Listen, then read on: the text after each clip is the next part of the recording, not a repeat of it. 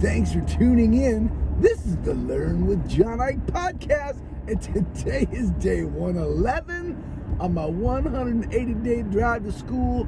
I'm really tired today, and so as I said 111, I'm like, oh, that's a lot of days. But you know, if you count anything, the higher you get, the more stress it becomes. You like anything you do, like in the beginning, you're like, it's just the beginning, right? And you climb a ladder, and you're like, whoa, I'm starting to get way up here. And when you're at the bottom, the top doesn't look so high, but it's like Jenga too. Like the longer the game goes, the higher the tower gets, the more stressful it is. But in reality, when you look at Jenga, the moves are the same.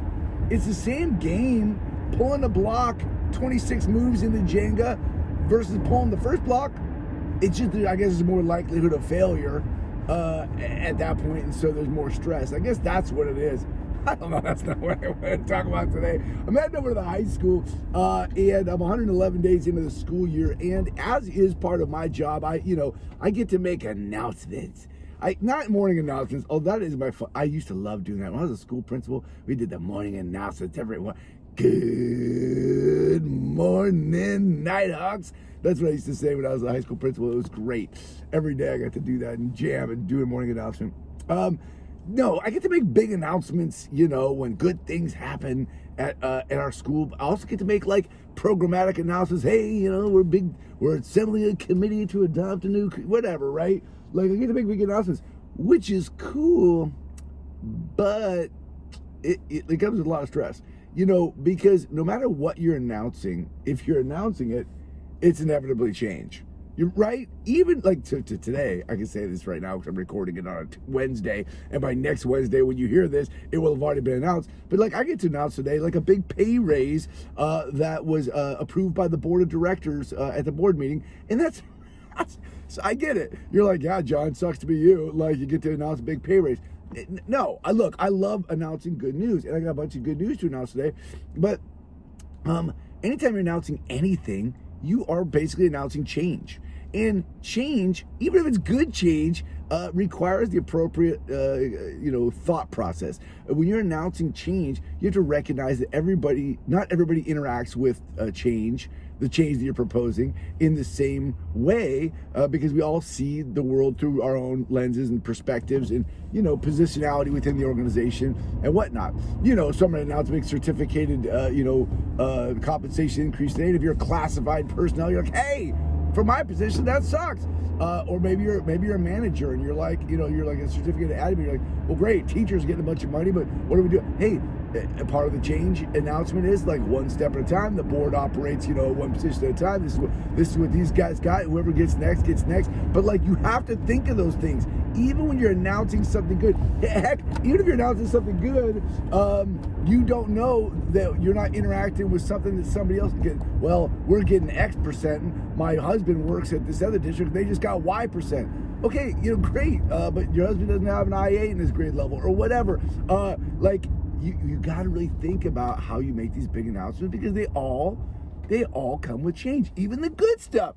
And it's really interesting because I think a lot about communications, because I think that's what I'm really interested in. If I go back in time, I would just study that. I'm fascinated by, the way we transfer packets of knowledge between one another. We call it communication, verbal, nonverbal, written, all of it, right? But we talk a lot in my organization, about the Herman Brain Dominance Institute's, personality study. Or are you a feelings, grounded person? Are you kind of a vision grounded person? Are you a person grounded in safekeeping and organization and really an organized person? Are you kind of a data person? As you start to communicate anything that is a change, you have to consider the way you communicate from each person's kind of perspective, right? If there are definitely people out there who need the big picture, they need to understand the big vision on how this all ties to something larger. There are just the really super granular, like, no, I need the details, I need time to process, and so I want it written down in a kind of a memo with a chart so I can analyze it. Hey, there are people who are like feelings. They need to know the narrative story behind the what's going on. How does this narrative play out? What does this narrative do for the larger narrative of the organization and of those people in it? It's just You gotta, even if you just think you are communicating something cool, hey everybody, great news, you got a pay raise. That actually is an insufficient communication. You have to consider how you communicate even good news from multiple perspectives to make sure that it becomes good news for everybody who's hearing it. Does that make sense? Like, you could take good news, share it in the wrong way, and it can be flipped into bad news. Now, again, I'm pretty lucky in my organization because I think there's a lot of like assumed positive intentions in our organization. People typically assume positive intentions. So even when you screw something up, they're like, hey, we get it. Yeah, I'm assuming you were not trying to screw that up. Whereas I know there's a lot of organizations out there in the edu-sphere where even if you're trying to do something good, people assume you're trying to do something bad, which is really a kind of a toxic place where I wouldn't want to work. But I work in a place where people assume positive intentions, and I love that. But look, maybe it's because we consider what it all sounds like when we're announcing good news. Anyway, I get to announce some good news today. I hope you're having a good day. Today's Wednesday. I just pulled into the parking lot. My friend Steve back there, he's in his car, but his teenager's driving the car because I know she's got her permit. Oh, don't get hit. Jeez, that was close, Lexi. Okay, I better get out and go check on things. I hope you have a good day. My name is John Eick. You can find me on Twitter at John_Eick. I'll catch you next time.